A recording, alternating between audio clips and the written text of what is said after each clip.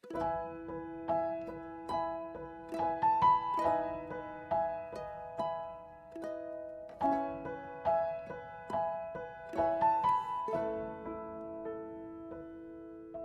Tuhan.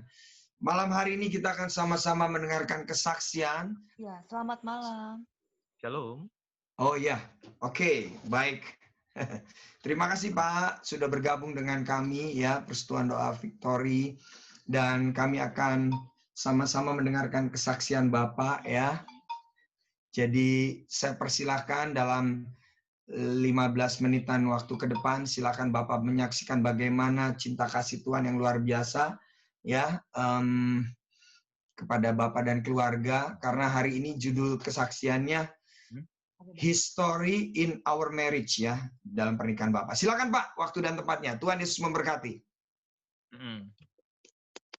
Shalom saudara-saudara sekalian di dalam kasih Tuhan. Saudara-saudara yang ada di Jakarta, Surabaya, Semarang, dan Bali. Saya Michael dan istri saya Puspa. Pada saat ini kami sudah 20 tahun menikah. Kita menikah di tahun 2000, Februari, lalu kemudian memiliki anak di 2001, Juli. Lalu berjalan dalam pernikahan, dari tahun ke tahun Tuhan memberkati kami, sampai kepada tahun 2005. Di tahun 2005, kami mulai mengalami prahara, yaitu perceraian. Perceraian itu sederhana sebenarnya, karena istri saya menganggap saya seorang pemarah, dan saya tidak mungkin berubah lagi, karakter saya jelek, membuat dia deg-degan selalu dengan emosi saya. Lalu saya menyadari bahwa saya seorang pemarah, seorang emosi yang tidak stabil, tetapi saya tidak menyangka bahwa istri saya itu akan meninggalkan saya. Pada waktu itu usia saya 30 tahun. Istri saya 20 tahun waktu kita menikah. Jadi waktu kejadian itu istri saya 25, saya 35. Nah, pada waktu diajukan perceraian, saya tidak menyangka bahwa Tuhan berperkara melalui kejadian ini hingga menjadi berkat bagi banyak orang. Perjalanannya tidak enak, tetapi maknanya sangat berarti sekali. Waktu saya digugat cerai, saya ngotot untuk tidak mau menceraikan istri saya atau menerima perceraian ini. Sebab saya tahu bahwa perceraian itu tidak dikehendaki oleh Tuhan. Tapi saya juga mengerti di posisi istri saya, dia merasa tidak tahan lagi. Nah, di tengah keadaan seperti itu, saya mengikuti camp pria sejati. Di camp pria sejati itu, saya baru tahu bagaimana sesungguhnya menjadi seorang suami yang baik. Bagaimana seharusnya saya melayani istri saya. Bagaimana kalau seorang pria benar, maka benarlah seluruh keluarganya. Nah, kejadian ini mulai terjadi di bulan Mei 2005. Bulan Juni saya menerima surat perceraian. Bulan Juli, Agustus mulailah masuk sidang perceraian. Nah, waktu itu saya tahu hidup saya ada di sebuah titik persimpangan.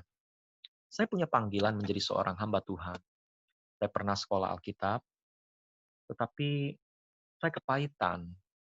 Karena kepahitan itulah saya meninggalkan apa yang namanya gereja. Pelayanan, bukan gereja. Pelayanan.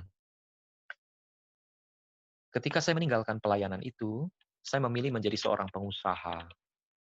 Nah, itulah awal di mana saya mulai keluar daripada panggilan tersebut. Saya sekolah Alkitab di tahun 1999 di Jakarta. Nah, lalu ketika 2002, 2003, api itu sudah mulai redup.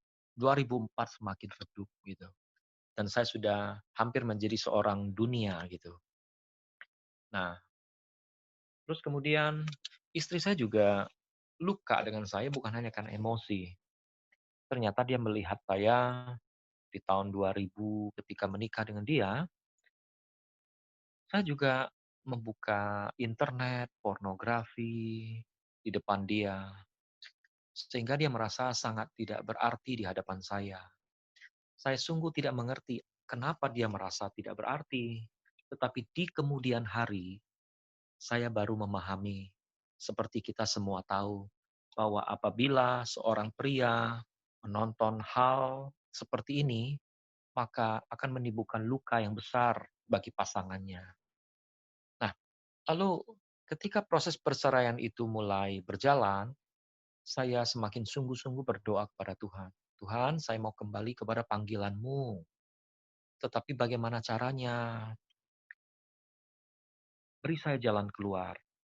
Apabila kami bercerai, maka pasti saya tidak mungkin kembali kepada panggilan-Mu. Sebab tidak mungkin seorang hamba Tuhan bercerai. Itu tidak menjadi kesaksian. Jika Tuhan ingin meneguhkan panggilan-Mu sekali lagi buat saya, selamatkan pernikahan saya. Nah, lalu yang terjadi adalah saya mulai menjalani proses 1 tahun. Jadi Bapak Ibu sekalian, mulai dari bulan Mei, Juni, Juli, Agustus, September, sampai Desember, masuk tahun 2006. Januari, Februari, Maret, April, terus. Nah, selama setahun itu, saya belajar sekolah Roh Kudus. Saya juga bersyukur teman-teman seiman mendampingi saya. Setiap Jumat saya tetap ada di Komsel. Ternyata di kemudian hari, saya menyadari bahwa Komsel itu menjaga saya. Komunitas seperti inilah yang menjaga saya untuk tetap kokoh. Saya juga punya beberapa teman yang rutin setiap minggu 2 kali untuk mendampingi saya setiap pagi. Mereka datang dan berdoa mengajak saya untuk ada di taman-taman dan untuk menghibur saya. Mereka melakukannya dengan rutin. Hari ini saya mengerti bahwa di dalam pelayanan eh, orang-orang yang ada di dalam masalah perceraian seperti ini, pendampingan dan pola pendampingan yang maksimal itu sangat diperlukan sekali. Nah, lalu selama 1 tahun, saya dibentuk habis-habisan. Nah, suatu saat saya menyadari bahwa ternyata padang gurun adalah sekolah Roh Kudus yang paling baik. Tidak mungkin seorang bisa lulus dan keluar menjadi pemenang tanpa melalui sekolah padang gurun. Nah, waktu itu saya tidak mengerti tentang pernikahan. Tetapi selama 1 tahun itu saya belajar sungguh-sungguh mengenai pernikahan dari berbagai sumber di dalam lingkungan Kristiani. Saya juga eh, eh, saya juga terus untuk ngotot ya melibatkan anak saya di dalam ngotot melibatkan anak saya di dalam perkara ini. Saya selalu mengajak anak saya yang waktu itu 4 tahun dan menjelang 5 tahun. Saya mengajak dia, jika kamu ingin papa kembali, ingin mama kembali, mari kita berdoa terus. Nah, jadi setiap pagi waktu saya jemput dia ke sekolah, saya jemput dia di rumah omanya ya. Jadi istri saya membawa anak saya untuk pindah ke rumah mamanya. Jadi saya di blok 6, mertua saya rumahnya di blok 5. Jadi setiap pagi saya menjemput anak saya dan lalu kita mulai berdoa. Suatu saat saya diyakinkan untuk mulai mengangkat cawan, cawan perjamuan suci. Saya mengajak anak saya untuk mengangkat cawan. Saya tahu anak saya itu cuma 4-5 tahun. Dan aturan-aturan percaya, eee, jika 2 atau 3 orang bersekutu di dalam nama Tuhan, Tuhan ada di situ. Dan kedua, walaupun anak saya 5 tahun, tapi saya sebagai papanya pemegang otoritas, saya mengajak dia berdoa bersama-sama. Nah, anak saya melihat bagaimana doa itu dijawab Tuhan di kemudian hari, dan itu menjadi pengalaman rohani yang luar biasa. Nah, saat ini, eee, anak saya sudah 19 tahun. Saya punya pengalaman rohani. Apa yang terjadi sebaliknya di sisi istri saya? pada saat itu gitu. Nah, mimbar ini kepada Ibu. Shalom semuanya. Jadi tahun 2005, tahun 2005 tepatnya, kami bercerai dan saya, menggugat suami bercerai. Di situ saya, keluar dari rumah. Saya, pada waktu awal-awal pernikahan kami, eee, background saya sebelumnya adalah seorang muslim, eee, di usia remaja saya, percaya kepada Tuhan, tetapi, di dalam perjalanan kehidupan, saya pada waktu itu, belum benar-benar mengalami Tuhan dan belum benar-benar berakar. Jadi saya melihat waktu itu pernikahan itu sebagai sebuah, gerbang ya, gerbang, untuk, keluar daripada, eee, hal-hal yang saya ingin, loncat ke dalamnya gitu. Jadi artinya, ada, masalah dan saya ingin ya pernikahan itu seperti kayak kayak gerbang keluar, seperti itu. Nah jadi, dasar, pernikahan pada waktu itu ya saya hanya melihat sebatas modalnya itu hanya, cinta ya, tapi tidak benar-benar melihat bahwa, Tuhan itu punya, tujuan yang khusus dalam pernikahan kami. Setelah tahun 2005 akhirnya kami, tepatnya 2 tahun kami berpisah dan kami, resmi bercerai. Nah, di dalam perjalanan saya keluar dari rumah, pada waktu itu saya ingat sekali bahwa Tuhan, mengingatkan saya untuk saya itu tidak keluar rumah. Tetapi pada waktu itu saya mengeraskan hati. Jadi, saya tetap, ngotot saya keluar rumah dan saya tetap, mau mau bercerai gitu. Di sana, pada waktu dalam perjalanan, eee, saya sendiri, saya sempat jatuh di dalam dosa dan, di dalam, eee, waktu-waktu itu saya juga, menjadi seseorang yang, penuh dengan amarah, penuh dengan kepahitan dan, di situ membawa saya semakin terperosok jauh di dalam dosa. Nah, kepahitan saya itu sampai membuat saya itu, rasanya ingin sekali untuk, eee, membuat suami saya tuh, hilang gitu ya. Artinya benar-benar tidak ada dalam kehidupan saya. Bukan hanya hilang bagaimana, tapi benar-benar saya, ya, ingin ingin membunuh dia gitu. Maksudnya saya udah nggak tahan gitu. Jadi pada waktu itu saya dengan background saya Islam dan, di, garis keturunan di dalam garis keturunan, saya juga di dalam keluarga itu kami adalah, ada peramal gitu ya, ada cenayang.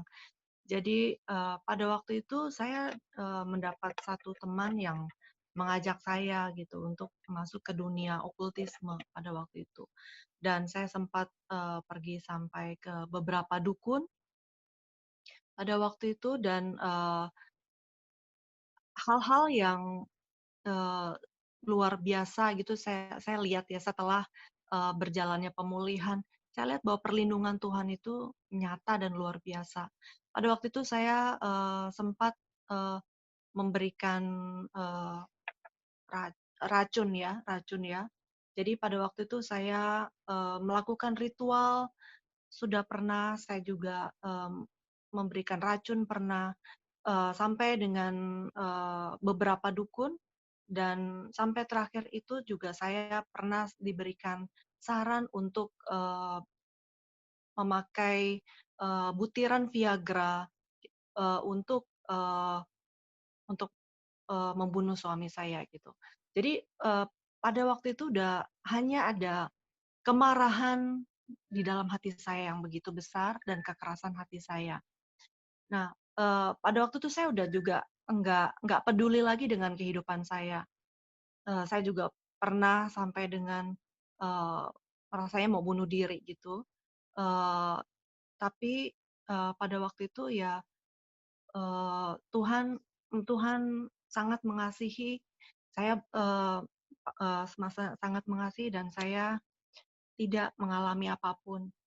Eee, saya waktu itu melihat dengan nyata pada waktu saya memberikan Viagra. Waktu itu suami saya masih mau, berusaha keras untuk mempertahankan pernikahan kami, dan saya katakan kepada dia bahwa, "Buat apa buat apa kamu mempertahankan pernikahan? Saya ini orang rusak," saya bilang. "Saya ini wanita yang rusak," saya bilang. "Kamu mau tahu kehidupan saya, kamu bisa ikut saya." Waktu itu saya bawa suami saya ke dalam satu klub dan saya sudah mempersiapkan, eee, butiran Viagra ya, 10 butir Viagra dan itu digerus dengan halus, saya campurkan dalam minumannya. Pada waktu itu saya mau lihat reaksinya dia gitu. Dan dia sempat minum minuman itu, sampai habis dan, pada waktu minum ya saya pikir bukan saat itu mungkin dia akan kolaps, tapi ya mungkin besoknya. Nah, pada waktu itu kami sudah pisah rumah, tapi pada malam itu saya bawa dia untuk bersama-sama dengan saya. Saya pikir kalau malam itu tidak ada kejadian, mungkin besok pagi dia akan, mengalami sesuatu, mungkin, berbusa atau mungkin jantungnya berhenti atau sesuatu hal. Nah, tapi saya melihat pada waktu itu yang saya kaget adalah, suami saya tidak mengalami apapun. Pagi-pagi itu dia, eee apa ya, greeting saya, "Selamat pagi," dan, setelah itu saya lihat malah, wajahnya begitu cerah dan dia bilang, "Selamat pagi," gitu kepada saya. Saya saya sempat bengong dan kaget dan saya sempat, ya bilang gitu ya kepada teman saya bahwa ini nggak mempan gitu. Terus akhirnya saya juga waktu itu, sempat diberikan saran gimana kalau memakai, dari Terus, serbuk keris yang sudah Kak, yang sudah diberikan, doa bacaan seperti itu dan juga itu, berkarat gitu ya. Dan, biasanya yang orang yang sudah meminum itu akan mengalami pendarahan di usus mmm, dan, setelah itu meninggal. Nah, yang saya lihat adalah pada waktu itu prosesnya dia hanya sakit perut gitu, sakit perut dan, tidak terjadi seperti yang saya harapkan. Bahkan yang lebih parah saya eee, pernah, me me apa, eee, merencanakan satu pembunuhan yang sudah, eee, coba untuk di-create. Jadi ada orang yang saya, berikan uang gitu untuk dia bisa mengikuti dan membuat seolah-olah menjadi satu kejadian. Tetapi, maksudnya Tuhan itu begitu baik ya, maksudnya Tuhan itu, tidak mengizinkan hal itu terjadi. Nah, sehingga pada waktu diberikan uang, somehow dia nanya bahwa, "Maaf, Ibu orang Kristen ya?" "Iya," saya bilang, "Suami Ibu juga iya." Terus dia saat itu langsung dia bilang bahwa, "Maaf, saya, tidak bisa, melakukan tugas ini," gitu. Dan setelah itu kami lost contact. Nah, setelah itu, saya melakukan 1, 2, 3, 4 hal, eee, tidak berhasil dan, yang satu hal lagi yang ajaib adalah pada waktu itu, eee, orang-orang yang di mana saya melakukan ritual ini berarti dengan dukun-dukun yang berbeda, mereka mengatakan satu hal yang, waktu itu membuat saya waktu itu tidak bisa membayangkan. Mereka bilang, "Ibu pura-pura aja pulang ke rumah, kami mau tahu sebenarnya, suami Ibu ini pakai kekuatan apa," gitu. "Karena kami berusaha tembus tapi nggak bisa," mereka bilang. Ini seperti ada kekuatan orang mati yang dipakai, tapi ini, kuat sekali gitu. Jadi waktu itu saya berpura-pura sepertinya baik sama suami saya dan saya pulang, saya lihat, bagaimana dia keseharian, saya lihat sih nggak ada yang mencurigakan seperti itu. Saya bilang, "Nggak ada yang mencurigakan," saya bilang. Nah, eee, kalau sempat di awal suami saya mengatakan bahwa dia berdoa dengan anak saya dan dia mengangkat cawan perjamuan kudus. Saya tidak bisa membayangkan bahwa saat itu saya begitu gelap, tidak bisa ingat sedikit pun bahwa orang mati itu adalah Tuhan Yesus, Tuhan kita yang gagah perkasa. Jadi, pada waktu itu saya cuma berpikiran bahwa, wah suami saya ini memakai ilmu juga, seperti itu. Jadi saya seperti kayak dibutakan dan, saya semakin benci gitu kepada dia gitu. Kenapa orang ini tidak membiarkan saya aja pergi gitu? Kenapa orang ini terus bertahan dan rasanya membuat saya itu kayaknya susah. Sekalipun saya sudah membuat apa ya, menunjukkan kepada dia betapa saya ini rusak, tapi dia tetap bertahan. Sampai satu saat saya bilang sama dia, "Sudah lebih baik kita bercerai daripada nanti saya akan bunuh kamu," saya bilang gitu. Nah, seperti yang tadi saya ceritakan bahwa saya sudah melakukan tindakan-tindakan seperti itu hanya tidak mempan. Jadi, pada waktu itu, 4 orang ini bilang, maksudnya 4 dukun yang berbeda ini mengatakan kepada saya bahwa, "Ibu, eee, kami sudah berhasil untuk, meruntuhkan ada lingkaran-lingkaran yang melindungi suami Ibu. Ada 10 lingkaran, tapi tinggal 3 lingkaran." Dan saya melihat bahwa orang mati ini sangat kuat sekali gitu. Jadi, ya waktu itu saya hanya Eee, ya saya pasrah aja lah, saya pasrah dan akhirnya satu saat pada waktu kami di tempat, pengadilan mau tanda tangan, saya sempat, ya waktu itu saya tetap tetap, saya ngancem suami saya gitu ya. Saya bilang bahwa, "Kamu tanda tangan ya," saya bilang, "kalau kamu nggak tanda tangan, lakukan sesuatu, ya kamu tahu nanti saya akan lakukan sesuatu ke kamu," gitu. Jadi saya ancam dia.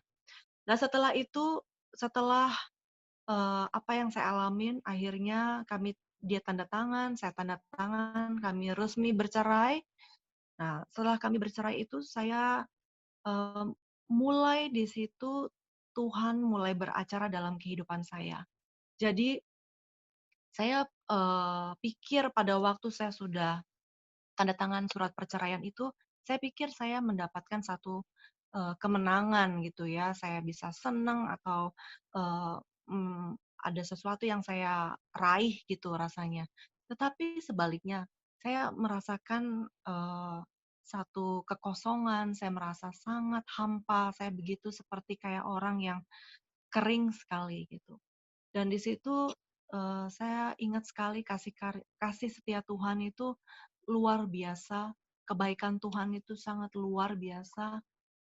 Satu saat di, teras saya duduk dan saya diam, di situ tiba-tiba Tuhan, eee eee, berbicara melalui satu penglihatan.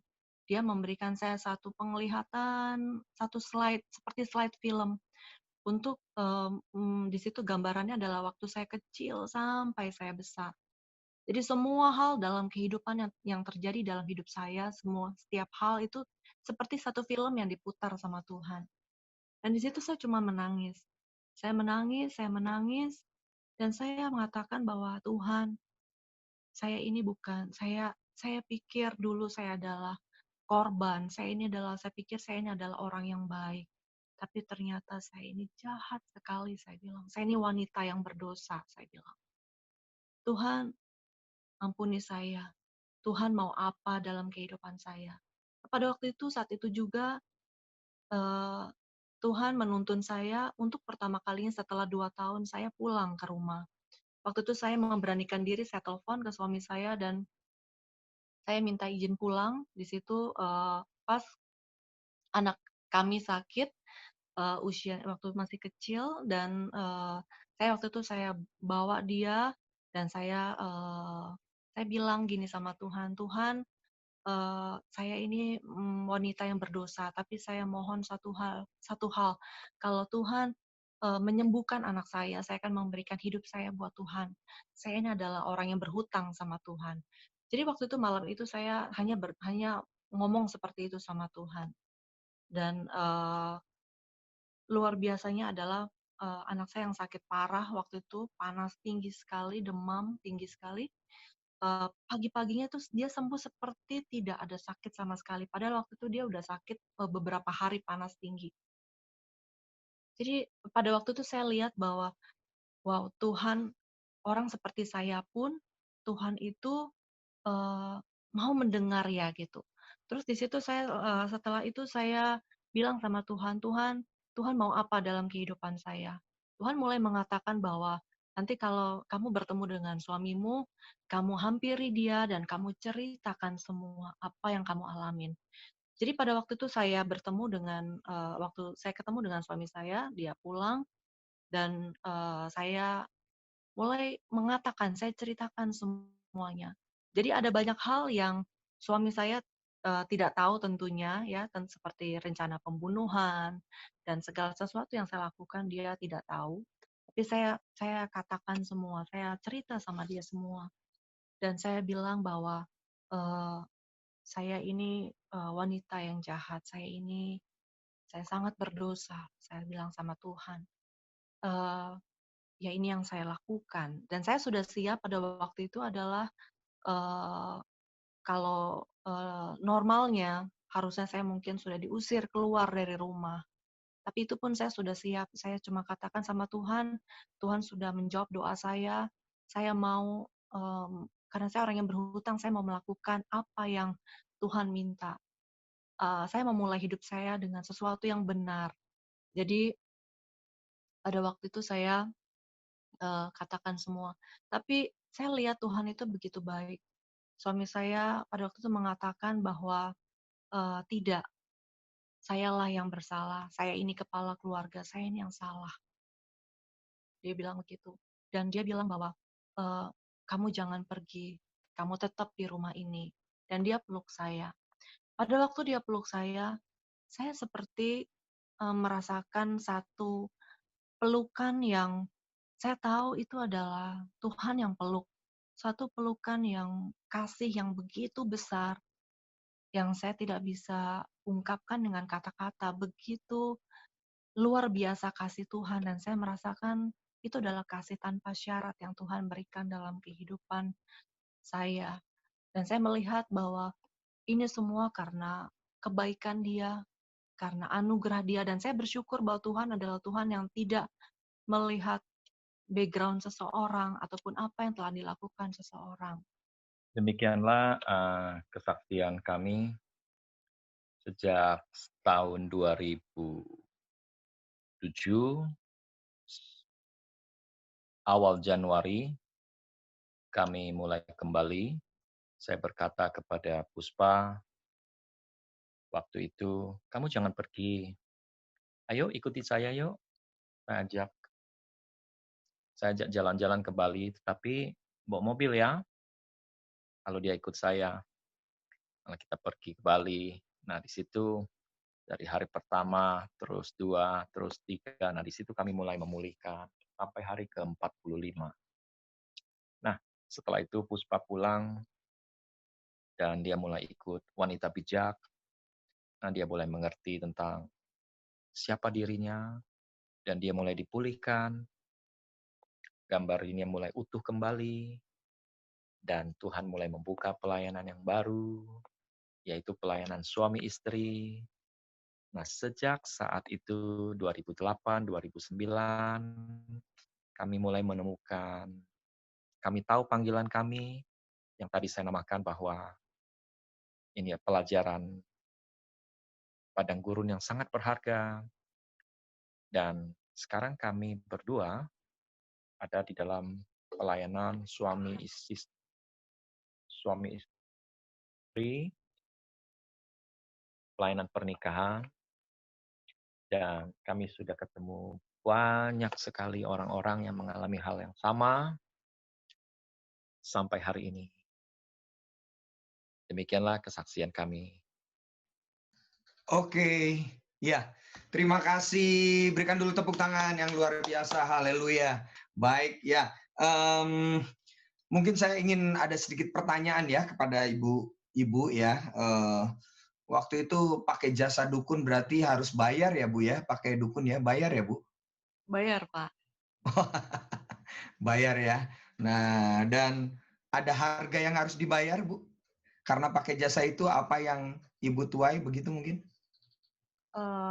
Saya melihat bahwa ada hal-hal yang luar biasa yang ya saya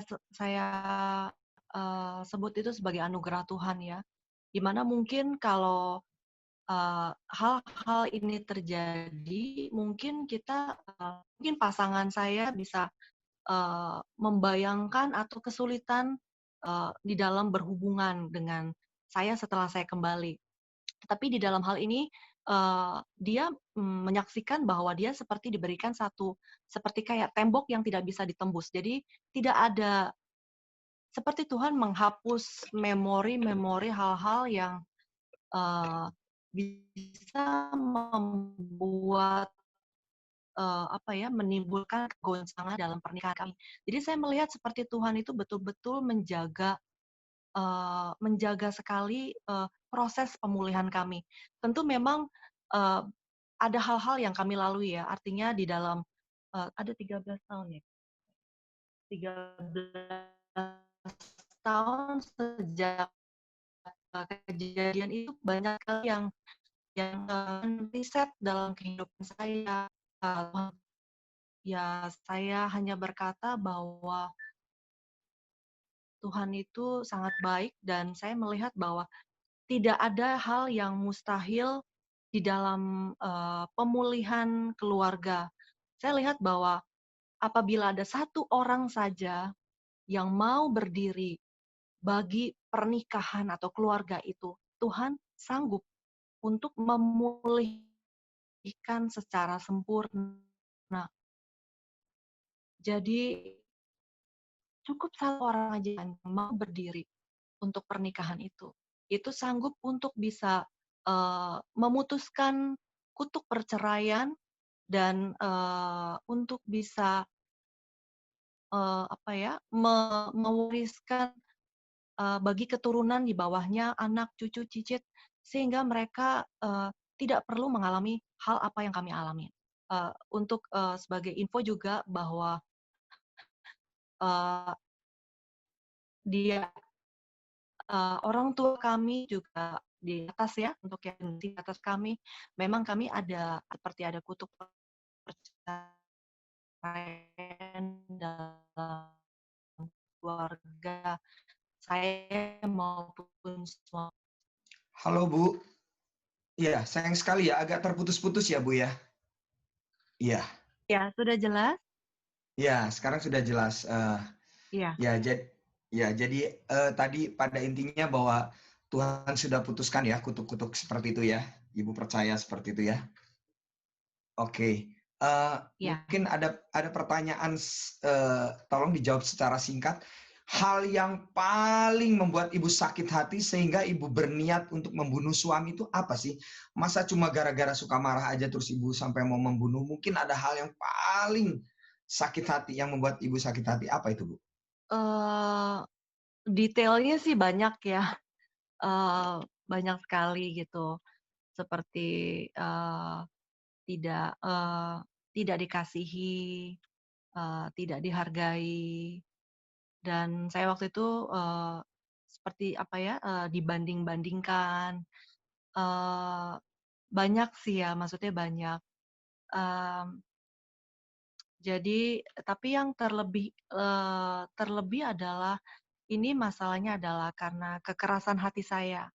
Jadi, awal mula kenapa saya juga memberanikan untuk bisa melangkah dalam perceraian, karena kekerasan hati saya juga, gitu.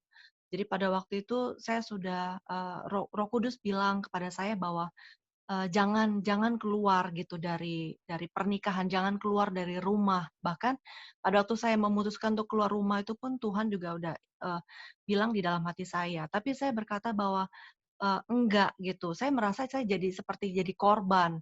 Jadi, kebanyakan orang mungkin, di dalam hal seperti ini tuh, sulit pada waktu mereka mengasihani diri sendiri dan mereka merasa diri mereka jadi korban gitu.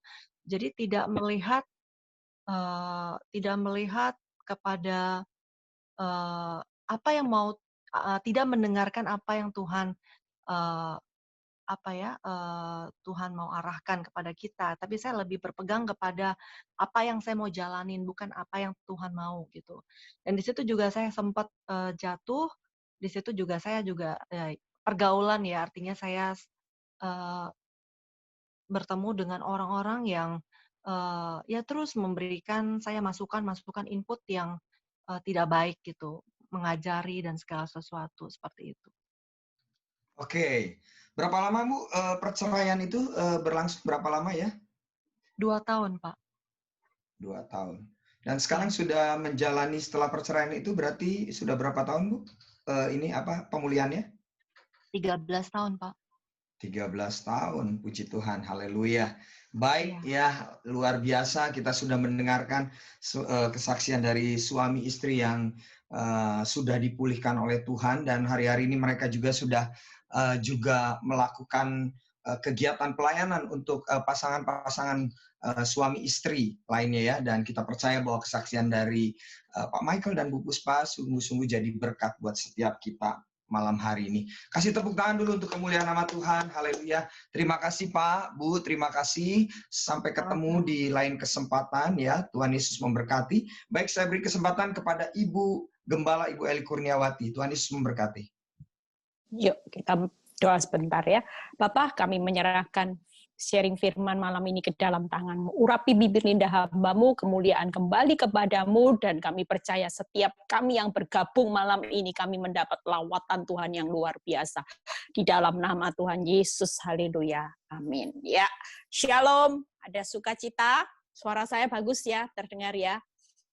Terima kasih buat kesaksian yang luar biasa ya Pak Michael, Bu Puspa. Kita percaya bahwa kalau dari kesaksian ini ya, kita percaya bahwa Pak Michael itu pasti tekun untuk mencari Tuhan ya.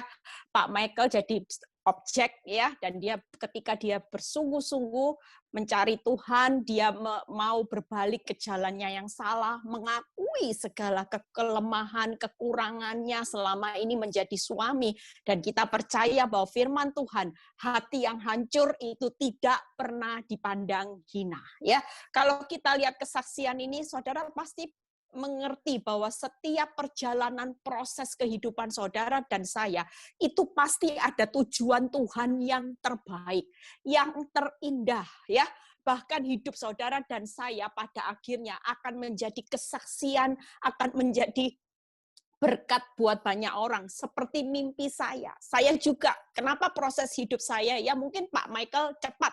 Waktu saya berdoa buat Tuhan, saya minta proses di mana suami saya juga akan menjadi hamba Tuhan yang akan melayani bersama-sama. Tuhan memberikan saya satu peneguhan bahwa saya harus sabar, karena ketika suami saya nanti menjadi seorang hamba Tuhan, bukan jadi hamba Tuhan yang abal-abal, tapi dia menjadi hamba Tuhan yang punya kualitas. Makanya kenapa ketika saya mengerti pikiran Kristus, saya tahu ada harga yang harus saya bayar, ada kualitas nanti yang akan saya lihat, yang akan saya lihat hasil akhirnya, di mana saya dan suami akan menjaring banyak jiwa-jiwa. Tuhan akan percayakan satu proyek besar untuk kerajaan Allah. Amin, saudara. Saudara mau hari ini kita lihat kesaksian, jangan pernah putus asa. Yang sudah cerai, ya mungkin sudah 2 tahun cerai, mungkin sudah berapa tahun cerai. Ini kesaksian membawa kita punya semangat bahwa bagi Tuhan selalu ada perkara yang baru, anggur yang manis. Ketika saudara tetap punya iman, pengharapan di dalam Tuhan, pasti Tuhan buka jalan buat setiap pergumulan saudara dan saya. Amin. Yuk kita percaya hari ini, di dalam segala keadaan, mungkin saudara dan saya mengalami fakta yang hari ini benar-benar saudara sudah tidak mungkin lihat jalan keluar. Mungkin pada waktu itu Pak Michael juga berkata, mungkin keadaan hidupnya ketika melihat keadaan di mana suami istrinya sudah menutup diri, rasanya semuanya gelap. Rasanya semuanya mana mungkin. Tapi kita percaya bahwa hari ini kita belajar untuk menutup mata melihat fakta yang buruk. Tapi kita belajar untuk membuka mata atas rencana Tuhan yang luar biasa. Walaupun keadaan hidupmu hari ini terlihat buntung kelihatannya, tapi Tuhan selalu punya rencana buat hidup saudara dan saya, dibuat berhasil dan beruntung di balik keadaan-keadaan yang memang terlihat buntung. Orang boleh mereka-rekakan yang jahat, ya. Mungkin tadi kita lihat bagaimana anak Tuhan itu selalu aman di dalam perlindungannya. Walaupun mau dikasih dukun, mau dibunuh, ya, padahal sudah minum racun. Secara akal nggak mungkin bisa bertahan hidup, katanya pasti berbusa. Tapi kita percaya kebenaran firman Tuhan, jika Tuhan di pihak saudara dan saya, siapa yang menjadi lawan saudara? Tidak ada. Orang mau menjatuhkan hidupmu, orang mau merancangkan yang buruk sekalipun, orang mau membunuh sekalipun, mau mematikan hidupmu sekalipun, selama saudara punya Yesus, itu adalah jaminan perlindungan di atas segala-galanya. Amin. Yuk kita buka di 2 Korintus 5. Ayat 4 dan 10 ya. Saya tadi menyiapkan firman. Kita buka dari mana seorang Rasul Paulus berkata gini, 2 Korintus 5. Saya enggak khotbah panjang-panjang karena tadi kesaksian itu sudah membukakan ya mata rohani saudara, sudah memberikan saudara semua semangat bahwa berjalan bersama Tuhan tidak ada kata gagal. Amin. Walaupun yang terjadi hari ini kegagalan rumah tangga, kegagalan keuangan, kegagalan melihat hari esok, itu saudara benar-benar ngalami hari ini. Tapi satu hal kebenaran firman Tuhan, bahwa berjalan bersama Tuhan, tidak ada kata gagal. Semuanya pasti dibuat berhasil bersama Tuhan. 2 Korintus 5 ayat 4 dan 10. Sebab selama masih diam di dalam kemah ini, ya, saudara lihat, kita mengeluh oleh beratnya tekanan. Karena apa? Karena kita mau mengenakan pakaian yang baru itu tanpa menanggalkan yang lama. Supaya yang fana itu ditelan oleh hidup. Hari ini saudara mengalami proses. Tekanan yang berat membuat kehidupan saudara makin tertekan. Kenapa? Karena saudara dan saya tidak mau menanggalkan pakaian yang lama. Saudara tetap bertahan dengan pakaian yang lama, sementara Tuhan dengan prosesnya itu mengizinkan terjadi supaya saudara mulai mengenakan pakaian yang baru.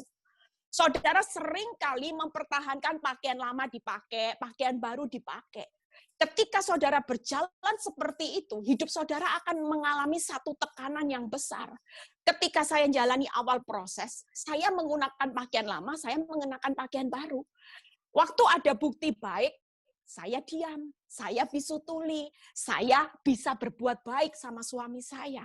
Tapi ketika ada bukti buruk, di mana saya melihat bukti-bukti suami saya bohongi saya melihat bukti-bukti suami saya pergi berdua dengan wanita yang selingkuhan itu, saya marah. Saya mulai berkata-kata yang kasar, saya mulai berespon yang salah. Di situ kehidupan seperti ini yang membuat keadaan hidup saya makin tertekan. Saya tidak pernah lulus dalam prosesnya Tuhan. Saya nunggu bukti baik baru saya bisa respon benar. Tapi saat suami saya menyakiti saya lagi, saya responnya salah. Sehingga saya cuma menggunakan pakaian lama, pakaian baru. Saudara, ketika hari ini proses itu terjadi, Tuhan memberikan pesan buat saudara malam ini. Sekali saudara mengalami proses dan saudara hidup bersama Tuhan, selalu gunakan pakaian yang baru. Saudara harus hari ini mengalami satu terobosan. Ketika saya ambil keputusan hari itu, saya mengalami satu pemulihan demi pemulihan atas hidup saya. Makanya kenapa saya kemarin khotbah, pengampunan itu tiada batas. Coba kalau saudara berkata pengampunan ada batasnya. Bisa enggak saudara pakai pakaian yang baru sebagai anak Tuhan? Enggak bisa, saudara.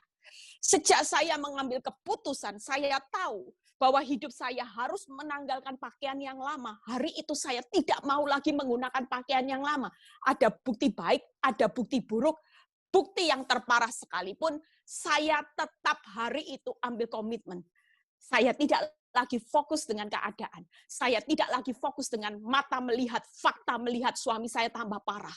Tapi yang saya fokus hari itu, bagaimana di hadapan Tuhan, saya selalu mengenakan pakaian saya yang baru. Amin, saudara. Karena saya tahu bahwa, lihat ayat 10. Sebab kita semua harus menghadap tahta pengadilan Kristus. Supaya setiap orang memperoleh apa yang patut diterimanya sesuai dengan yang dilakukan dalam hidup ini. Baik maupun jahat. Ketika saudara tahu bahwa pada akhirnya semua proses ini pasti akan berakhir. Dan saya tahu bahwa ketika saya tahu Tuhan, ketika proses hidup saya berakhir di dunia, saya tahu saya harus menghadap tahta Kristus. Yang Tuhan perhitungkan adalah bagaimana saya hidup hari-hari selama saya ada di dunia ini. Dan itu yang mengubah gaya hidup saya sebagai anak Tuhan. Amin, saudara. Yuk kita tahu hari ini saya akan khotbah singkat bagaimana menjalani proses, ya.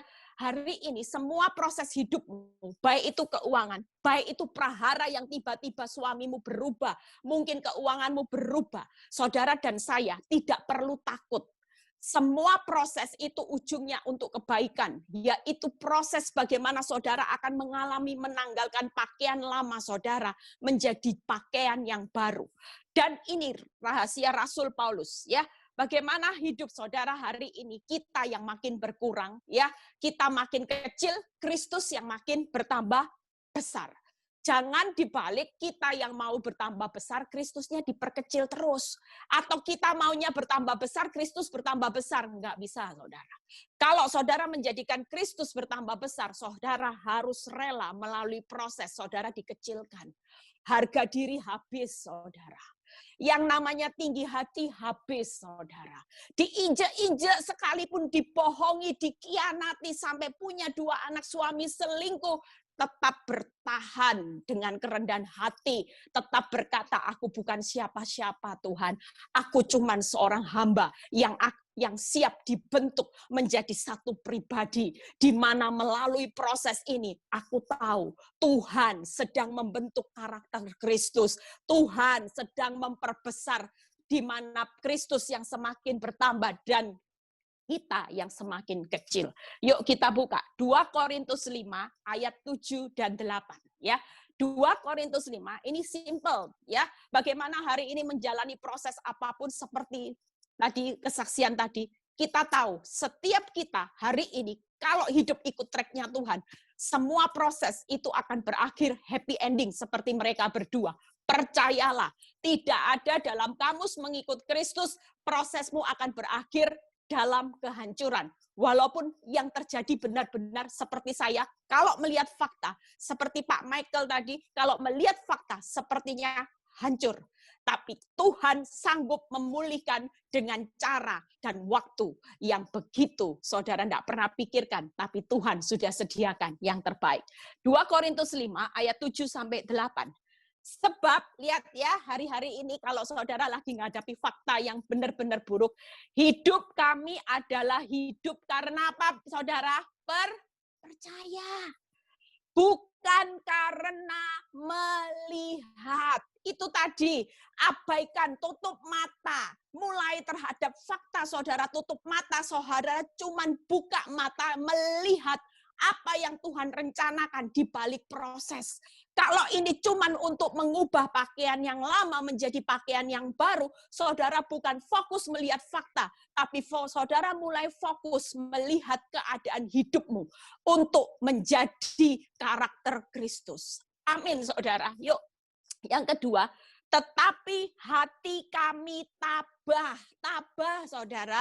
Dan terlebih suka kami beralih dari tubuh ini untuk menetap kepada Tuhan. Ini yang diajarkan Paulus kalau hari-hari ini saudara mengalami fakta yang membuat keadaanmu tertekan. Hari ini kita tahu bahwa kita hidup bukan melihat, tapi yang pertama percaya. Yang kedua ada kata tabah, urusan dengan hati, sabar. Hari ini sudah proses mungkin 2 tahun perceraian saya, hampir 11 tahun. Saya tetap sabar, tabah, jalani proses saya, menikmati proses Tuhan, yaitu yang ketiga apa? Menetap pada Tuhan. Yang pertama, yuk kita percaya.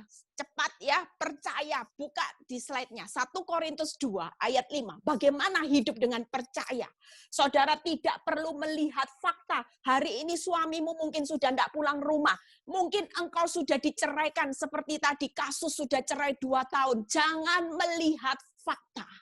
Malam ini Tuhan mau percaya. Kita semua percaya kepada apa yang janji Tuhan dan rencana Tuhan. 1 Korintus 2 ayat 5. Supaya iman kamu jangan bergantung pada hikmat manusia. Tetapi kepada siapa, saudara? Kekuatan Allah. Kalau kita percaya pakai hikmatnya saya dan hikmatnya Pak Michael, masuk akal enggak, saudara? Enggak masuk akal. Kita semua enggak masuk akal, saudara. Bagaimana ketika saya mengalami proses, saya mulai pakai hikmat saya berpikir, mana mungkin suami saya sudah terlihat bahagia, punya 2 anak, cinta sama saya juga mulai sudah cuek, enggak peduli dengan saya. Apa mungkin kalau kita memakai hikmat manusia, rasanya saya pingin menyerah. Mungkin keuanganmu hari ini pakai akal pikiran, yaitu 3 hal. Kekuatan pikiran, Aileen bisa buka. Kekuatan pendengaran, kekuatan melihat. Kalau kekuatan pikiran, kita pasti berpikir, jangan-jangan tahun depan bangkrut. Jangan-jangan tahun-tahun berikutnya suami saya makin parah dengan hadirnya 2 anak. Suami saya makin tidak pedulikan hidup saya. Itu pakai akal pikiran. Kekuatan pendengaran, tiap kali kita mendengar hal yang buruk, langsung kita mulai menganalisa. Aduh Tuhan, katanya krisis ini akan berlanjut sampai tahun berapa? Terus gimana Tuhan? Aduh Tuhan, virus ini katanya bakal ada lagi. Dengar katanya ada virus yang lebih parah dari corona. Corona aja sudah parah Tuhan. Kalau ada yang lebih parah lagi Tuhan, bagaimana? Ini aja sudah rasanya kekuatan saudara sudah diambang batas. Tapi kalau saudara berpikir dengan hikmat saudara, tidak akan bisa saudara. Ya, 2 + 5 tidak akan bisa jadi 5.000 sisa 12 bakul dengan hikmatmu. Ya, air pembasuh kaki bisa jadi anggur yang nikmat, itu tidak akan bisa dengan hikmat saudara. Tapi Tuhan yang saudara sembah sudah membuktikan bahwa Dia sanggup melakukan dengan kekuatannya. Amin, saudara. Hikmat dari apa lagi? Melihat. Itu tadi, jangan banyak melihat. Jangan banyak melihat kenyataan hidup. Jangan banyak melihat hari-hari ini. Suara saya bisa terdengar ya? Baik, bagus. Barusan lampu mati soalnya. Saudara, kalau semakin lihat rekeningmu, semakin lihat suamimu, semakin lihat keadaan, saudara akan semakin lemah. Hari ini kita percaya, kata percaya, kita bangun bukan berdasarkan hikmat kita sebagai manusia, tapi benar-benar kita melihat, bagi Tuhan tidak ada perkara mustahil. Bagi Tuhan kekuatannya tidak terbatas. Amin, saudara. Yuk yang kedua, tabah ya. Setelah itu 1 ayat kita selesai. Ayub 9 ayat 4-10 ya. Kalau saudara tahu tabah itu kita belajar dari seorang Ayub. Ayub ini ngalami proses yang berat ya, berat sekali. Mungkin saudara tidak pernah ngalami. Tapi ketika dia tabah, dia melihat bagaimana Tuhan pulihkan pelipat gandaan 2 kali lipat. Bahkan hidupnya bahagia sampai melihat keturunan yang keempat. Ayub 9 ayat 4 dan 10. Di Ayub 9 ayat 15a berkata gini, walaupun aku benar, aku tidak mungkin membantah dia. Ayub bertahu bahwa hidupnya, sekalipun dia orang yang saleh, kalaupun ada proses yang berat, dia tidak pernah membantah Tuhan. Dia tahu bahwa Tuhan itu luar biasa. Yuk kita lihat Ayub 9 ayat 4-10. Allah itu bijak dan kuat. Lihat ya, siapakah dapat berkeras melawan dia dan tetap selamat? Yang melakukan perbuatan-perbuatan besar yang tidak terduga dan keajaiban-keajaiban yang tidak terbilang banyaknya. Ayub bisa tabah karena dia tahu siapa Tuhan yang menyertai saudara dan saya.